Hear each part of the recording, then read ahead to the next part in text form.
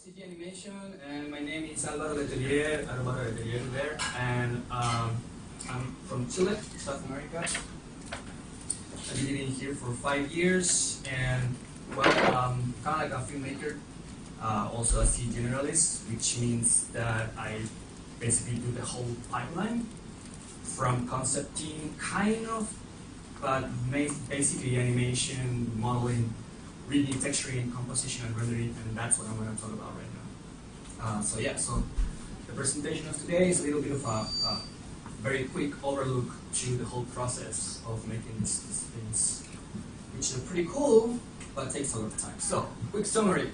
Why CG, which is basically why I choose the tool. So I'm going to show something in the next slides about it. What is CG? Also a quick overview about it.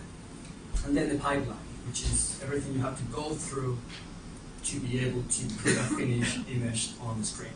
So, yeah. And yeah, well, at the end, basically you just complete it like just 2 seconds of a movie, maybe like 6 months of work or more. So yeah, so why CG? Well, right at the beginning of the whole thing, when I decided to start developing animation or anything like that, I came from filmmaking, live action. Just a camera, a bunch of people going around, just doing things in real life, basically live action, right? And then I was thinking, okay, I want to explore more about all the tools that are available to tell stories. So keep in mind that personally, the only reason actually I choose these tools are for just telling stories. So anyway, I developed some 2D, I explored the 2D world to make animation, and well, I'm not really, I don't draw. But I try anyway, but you need a lot of paper. And it's messy, right? So you need, it's messy, and you need a lot of resources, and it's not practical, and if you want to move, you cannot take it with you. It's kind of very difficult. So then, of course, I moved into stop motion. So what you're seeing here was the first try of actually doing stop motion animation. So right there you can see that I developed, not myself, actually I hired someone who has metal work. And he helped me he built the skeleton, and then I put that into that character. More messy, basically, because you just need a lot of stuff. It's real, it's right there.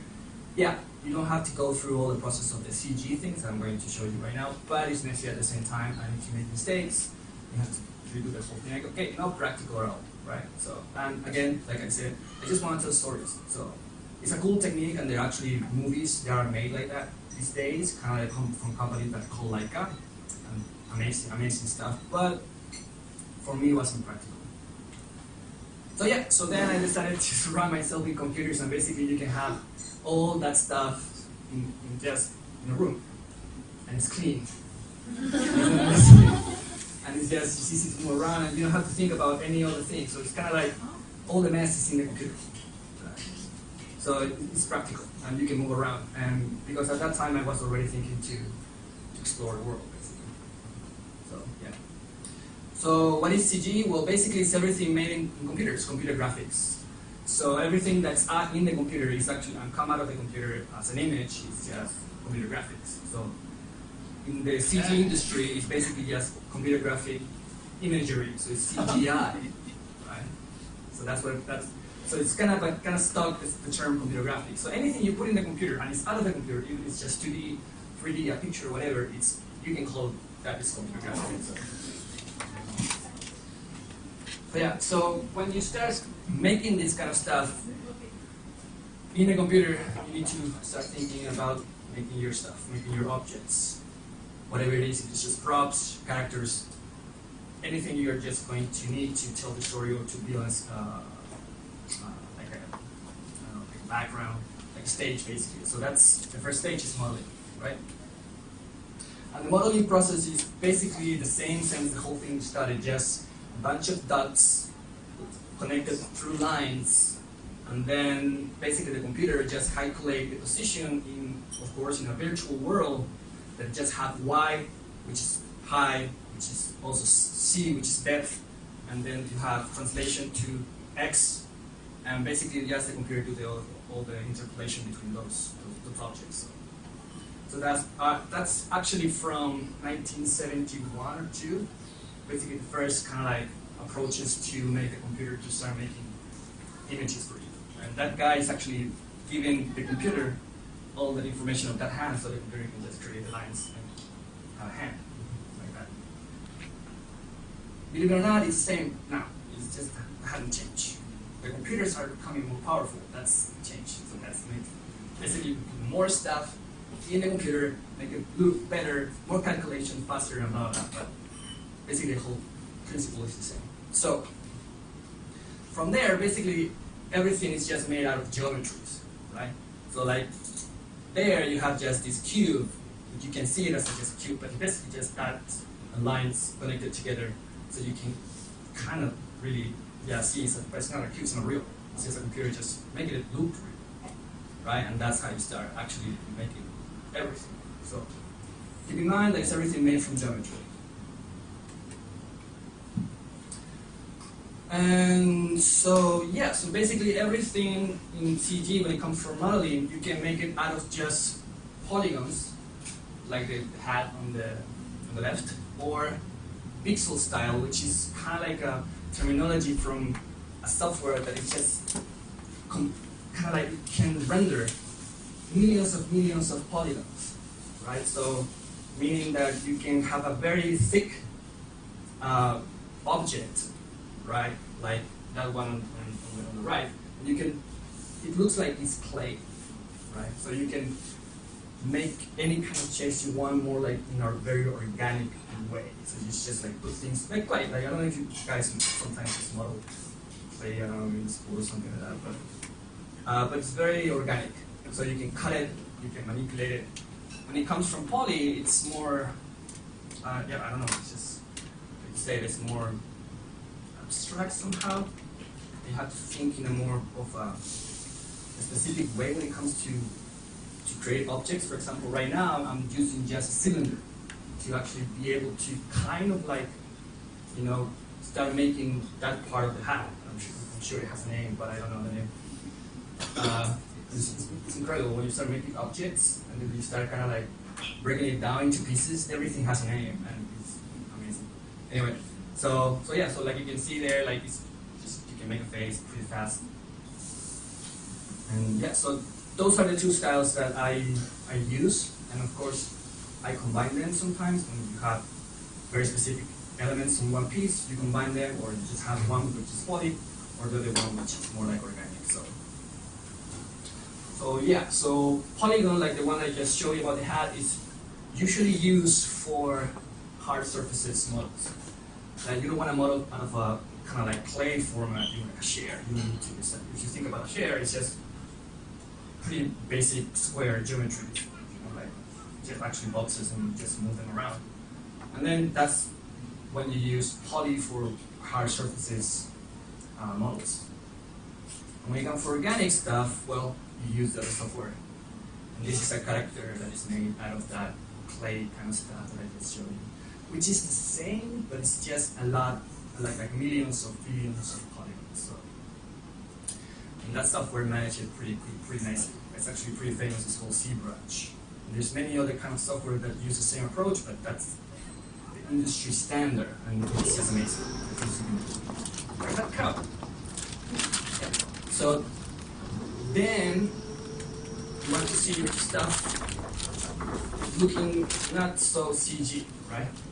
So basically that's when you start thinking, okay, now I have this chair, for example, or that character or whatever, and I want to make it look like it's wood, or it's like skin, or it's like cloth or fabric, or any kind of materials that you need that objects to do. So that process is called shading or surfacing, or basically just putting materials on your objects. So okay, so believe it or not, to be able to do that, it's not just you just throw images into your object, right? No, sadly it's not like that. You have to go through another process which is called UV unwrapping, which is basically just flatten the geometry to be able to just put textures on it, or be able to actually know where your geometry is in the space, so you can actually paint or put textures and to make it look like a final object. So every time that you have to model an object, you have to go through the process of wrapping, which is it's not fun. But you know that if you do it right, you're gonna have a pretty cool object at the end of the day or whatever. And at the same time, it also gives you the possibility to select your objects, manipulate your objects, and when it comes to shading, when you apply materials to your objects, that also allows you to be more organized when you actually do it in rendering or lighting. We're going to see that. So the same, like in here, you can see that this is finished, that UV process is complete. So basically, you have the same object there on the side. It's completely flattened. It's like it's like flatten it, like grabbing something and expand it, make it flat. So then you're able to paint on there and create whatever you need to create. Right? If you don't do that, yeah, it's a mess. You cannot paint because basically what happens is each geometry has information in the world space of your computer or matrix or whatever you want to call it. And that basically is a mess. It's just a bunch of vertices that are not organized. So you cannot paint on it. It's messy. And there are ways to do it, but you can, but not really. It's a mess. So if you want to build great materials, and if you want to have if you want to control your objects, you have to go through the UV unwrapping process. Yeah, so like that. And same thing for characters. I think it's pretty clear. Yeah, it's weird. But that's what it is. Anything that comes into the computer, like a high resolution mesh, a scan, everything you see in movies, for example, like these high resolution characters as you look real, they look like that on the backstage, right? Like just a bunch of UV flattened out on a flat space. And that's when they put all the texture that they capture sometimes with high definition cameras and why not, all that stuff. But that's you have to do UVs. You have to, it's a must. You cannot avoid that. Well, there are things you can call that you can use other ways to do it, which is you paint in vertex, but I don't kind of like that too much. It's kind of messy. Try to move away from the messy things. And voila, yeah. So that's kind of looks when you put materials into it, right? So you're able to separate all the pieces of your model, like metal, I don't know, maybe kind of like leather, and thanks to the process of UV unwrapping, you're able to do that pretty fast and pretty easy, and that's fun. That's a lot of fun. That's just like, ooh, yeah, and it's pretty quick, right? But the thing is, somehow what happens in CG is kind of like fun, boring, but you know that what's coming is going to be fun as well, right? So in a way, you kind of like you go like that all the time. It's like, oh, I have to do this now, okay? But next is fun, okay? Next is fun. So this is fun. The painting and texturing and surfacing. This is when it's cool. Right? It's fine. It's finished. It's done. So you can use it. Same thing with characters. So that character is being painted, and basically that's when you start creating the scheme. And this is the creative part somehow, which is just you start adding all the details. And this is when you want to make it whatever you want or whatever you need for the story. So that's when you start. Yeah, that's already built, right? So I'm just clicking on the layers that I already paint, and you can start seeing how the characters are looking and all the details and all the stuff. So yeah, that's fun. But you need to go through the process of unwrapping. Same for that one. This is more simple because it was covered on here.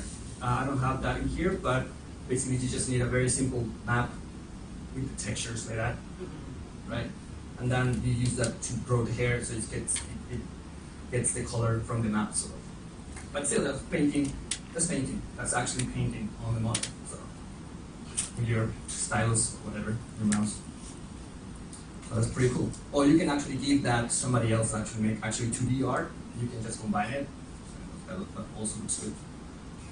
And here you have the same process, but it's more complex. You have the same UV island, so to speak, but in different kind of like pieces of position on the computer. So each piece has its own space. So that allows you to have different pieces for your models, and at the same time better resolution for it. Basically, which means is if you have that piece of your model in the UV process is very small, it means low resolution. If it's bigger, that means high resolution, so better details.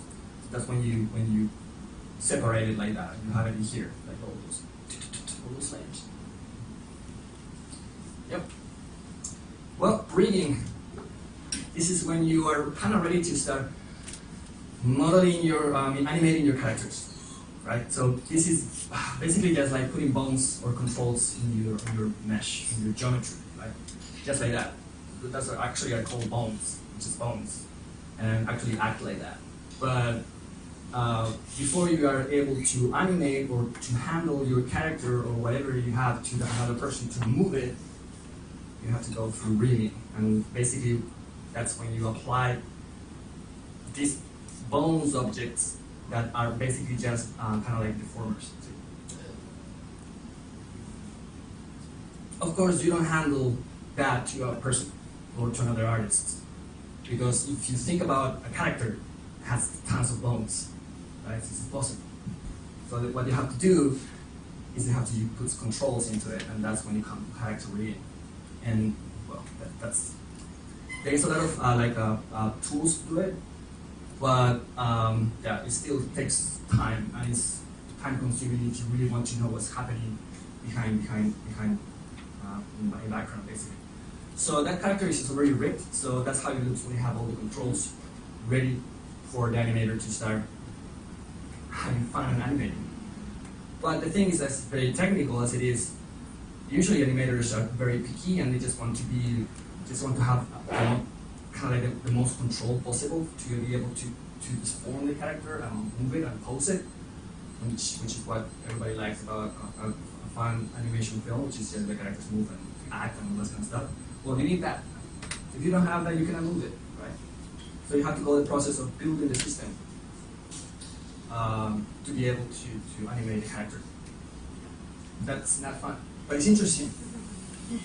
It's very, I think this is kind of like where with physics, which is simulation in the computer, this is closer to engineering, because you have to really think about connections and displays of objects in the space, and you have to know about all that kind of stuff, and you use different, sometimes programming methods for limiting the position and all that kind of stuff, and yeah, it's very, very, very technical.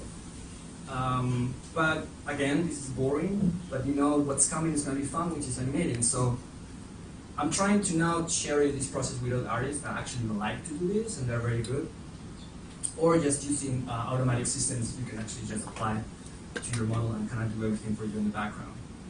But I haven't found anything good for the face, so I have to still do the face. So, yeah, so basically that's basically be able to pose and animate your character. And this is how it is actually. When people see everything finished, it's just they don't really think about that.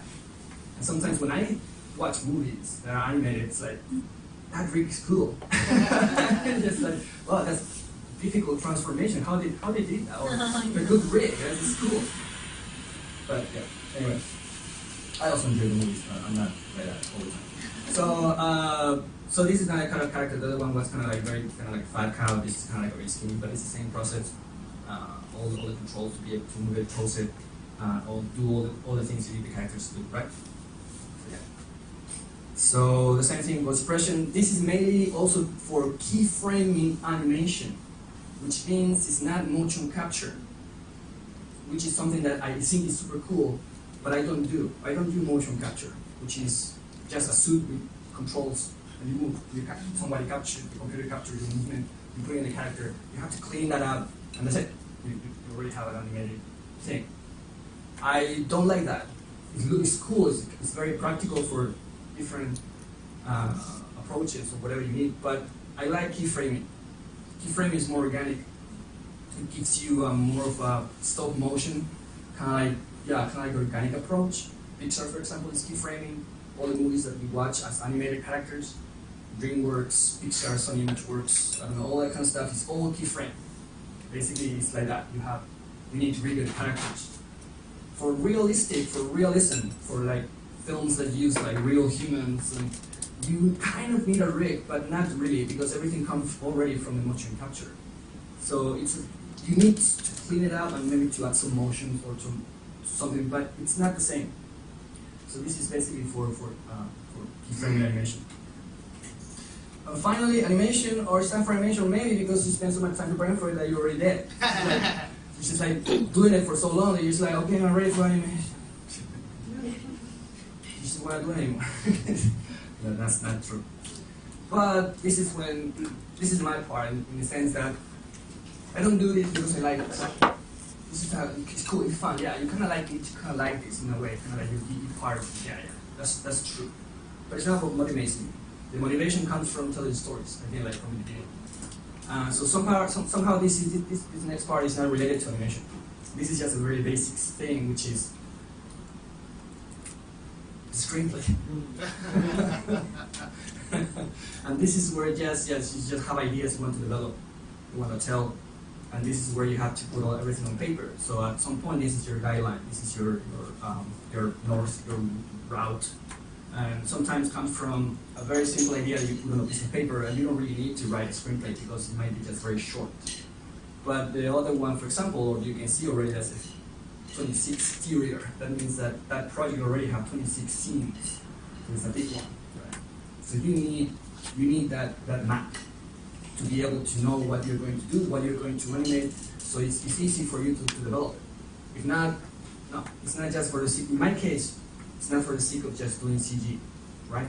And there is at the same time, there's amazing artists that just want to do that. So my approach right now actually is to try to find and connect with people that actually love just the parts that you need to develop to make this thing happen, right? So basically that's where I am right now. Okay, so you have the screenplay, you finish it, you take it, and this is not Japan approach. My approach is Western approach. Voices first, and the animators are actually the stars, not the other way around. It was very interesting, of course. They were not used to it. They were like, wait. I said, oh my god, that was hard.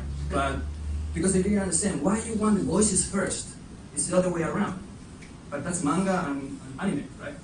And it was like, no, I'm not doing anime and I'm not doing manga. I'm just doing kind of like more of a different approach.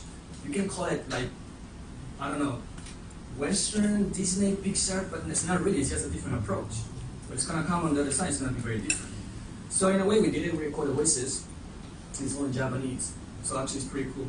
And yeah, so then you got your voices, but wait, you can't animate yet. So basically you finish the script, you have your voices, yeah, but then you have to put all your voices in your timeline. And that's when you actually make the movie. And if you guys watch sometimes some behind the scenes of Pixar Blu-rays or DVDs, whatever, they always talk about the process of making the layout. And this is just pure editing. This is not anything. This is telling a story with images, with cutting, with timing, with sound, with music. And actually the editor sometimes is the guy who actually decides what's going to be on the final movie. Right? He's not an animator. Right? He's just telling the story. And sometimes the guys might just want to do this scene because it's cool to do it in the whole process. But then the editor's like, that's not cool for the story. Sorry, bye, cut. Right? So that's why this is important.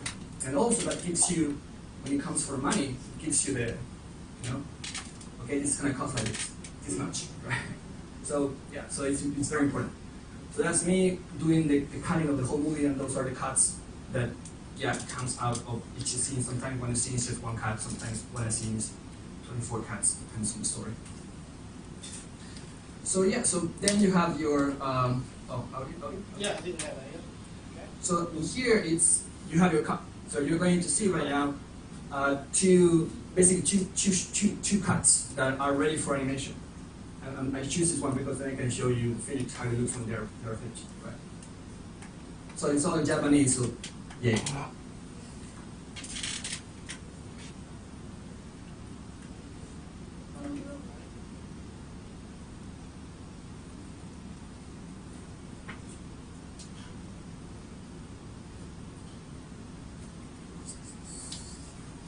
Anyway, so that's how it looks when you just pose your character. Basically, you have your camera, and that's your camera, that's fixed. So basically, you animate for the camera, and yeah, so that's it. Oh no! Hold on. Collapse. Oh. Okay. I think we have audio. Yeah. Yeah. But.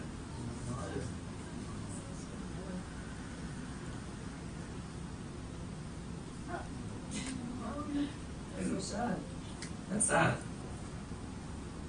What about this one? No. No audio. Oh.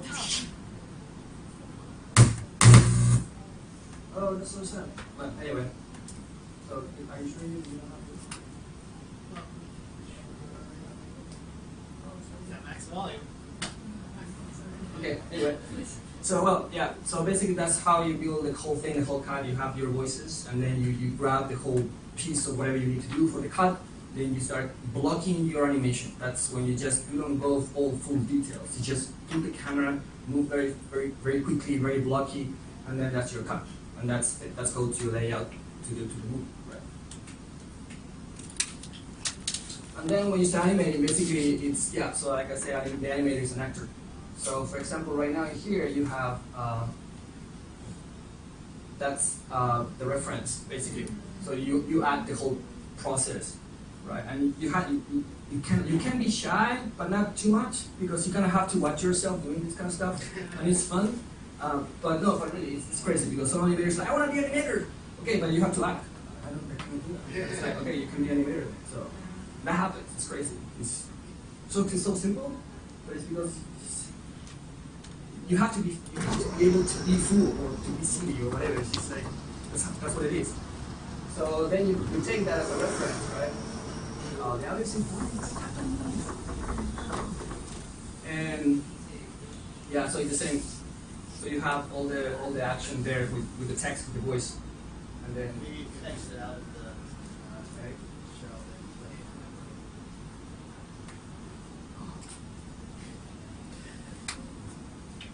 okay.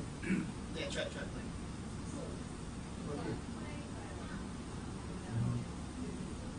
Was working before.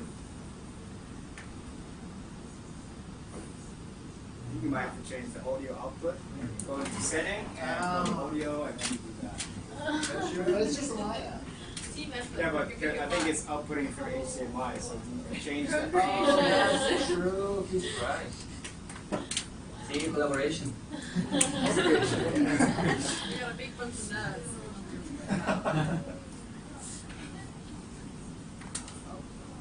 No, it's just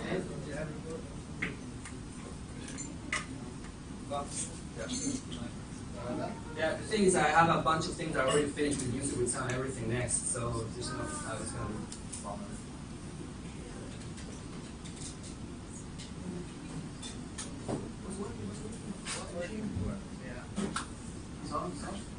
how about we yank that out and play it on the computer? It's on. Oh, that's on.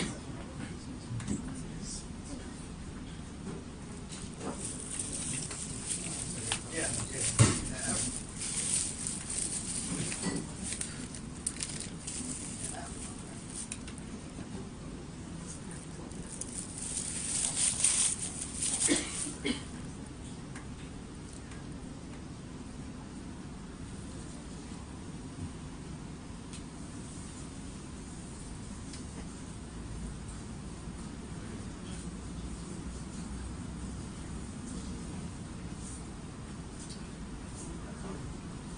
Okay, whatever.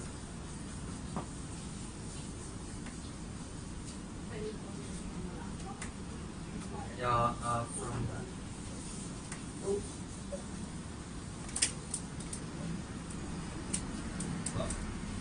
next time.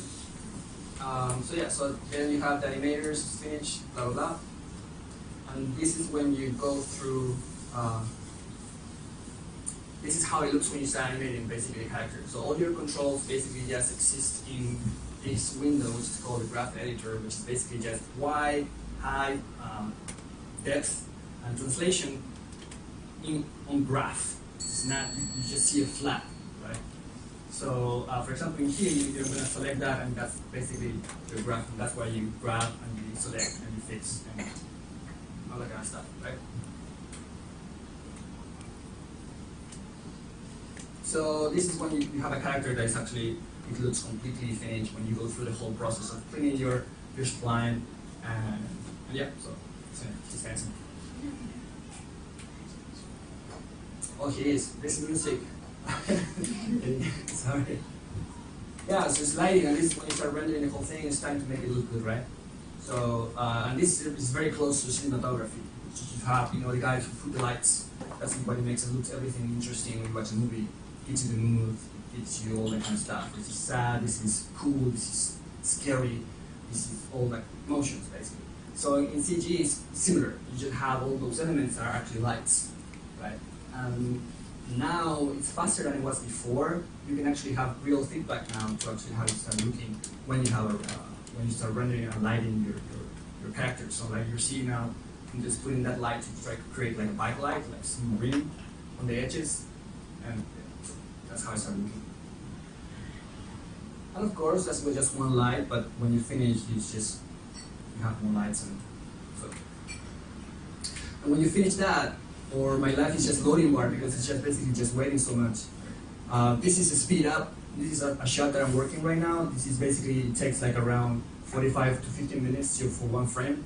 High quality, basically what the video is doing is just trying to clean everything, trying to process everything that you have on the shot. And yeah, so you have to do that for each frame. To be able to speed that up, you need to understand kind of how the computer works when it comes to loading frames, loading textures, and loading everything. So you have to organize your resources for that. This is the rendering. And then you grab all of that, your lights, your rendering, everything, and you have to put it together in the final composition. Basically, you break up all your lights sources into different files, basically. And this is when you start manipulating each of those files to actually, to just have control in your final image, or add some 2D effects. Like, for example, I think the next one, that's light occlusion, which is when objects are close to each other, that create kind of like a contact shadow. And the next one, I think it's like the incandescence or emissive, like that. And then you start adding glows to it, so it looks more like actually a real light source. Yeah, and you go into the whole process of trying to add it more, make it look more cool and realistic, or whatever you want to achieve. So this is the comp. And when you're doing this, you're pretty much done with your shot. And yeah, so well, this is how it looks when it's finished. Yeah, there's audio. It's just for that video?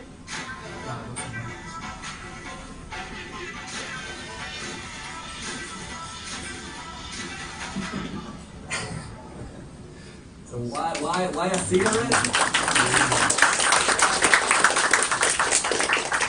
Yeah, well, that guy is related to the play that I'm going to show you later.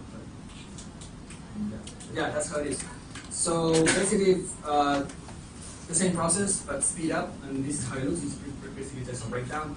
And all the things that I just showed you, that's what you do for each shot. Like I said, each shot has a different mood, a different format, a different everything.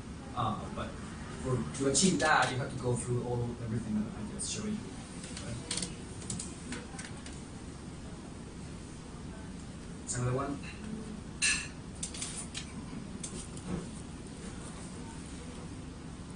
Cool. The background is, you will see it on the shot. You spend much time making it, but you see a little bit. That's enough for me. But it's crazy in movies sometimes. You make a background and it's covered by explosion. Now I work for movies anymore. Fuck Hollywood. No, it's frustrating. Really, it is. Anyway, so that's one, and then kind of like this is the one that I'm working right now. This is how it starts, with the layout. This has audio, but it's not working with it. And yeah, so that's how you start doing it. So to be able to achieve that, it's kind of been like around 2 months, basically just working on that. And this is something that I put together, which are the old movies that I've been making. So I started making this since I was in 2006, basically. And I make a short film, and then I make another one, and I keep making others. So I hope this has this sound. Yeah. It's the same thing, same process. But this is at the beginning. I didn't know any of the things that I'm telling you. I mean, a little bit, but again, just wanted to tell stories.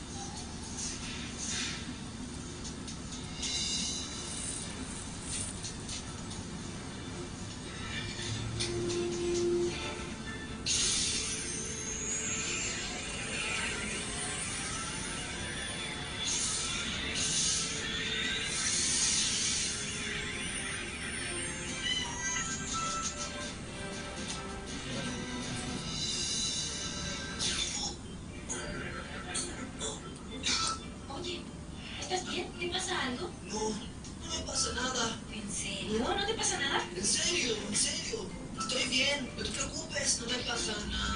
No te creo nada, ya cuéntame, quiero saber.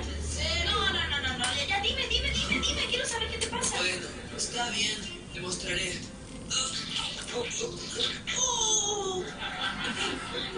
¿Ves qué me pasa? No te preocupes, yo sé lo que puedes hacer. ¿En serio? Sí, ¿Tú me dirías qué puedo hacer? claro, yo te digo, yo tengo la solución a tu problema. Tienes que hacer esto, mira, te mostraré. Oh, ¿Ves? ok, lo intentaré.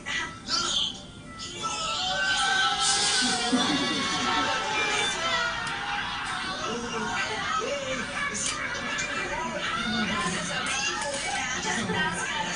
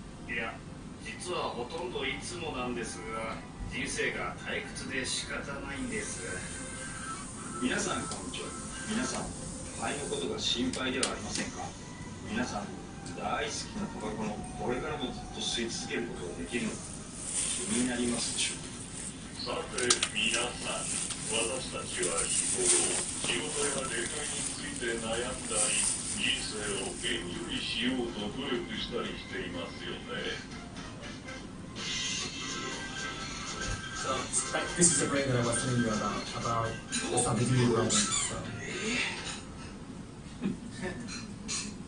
Yeah, so to that, all of the things I just talked about. So that's pretty much it. Thank you.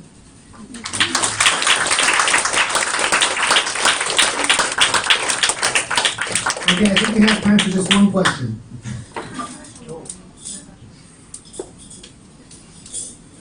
Right? So, when it comes to lip syncing the model to the actors, do you do it frame by frame, or is there some kind of software that can translate? Yeah, there are many kind of tools right now to do it, but it's the same process. Basically, actually, when you start animating, you just start from I like to start from the mouth. If the character is speaking, it's just mouth. So basically, you just walk the camera in front of his face, mouth, and then you start big scene. Yeah, it's keyframe. All right, thank you very much. Everybody give another round.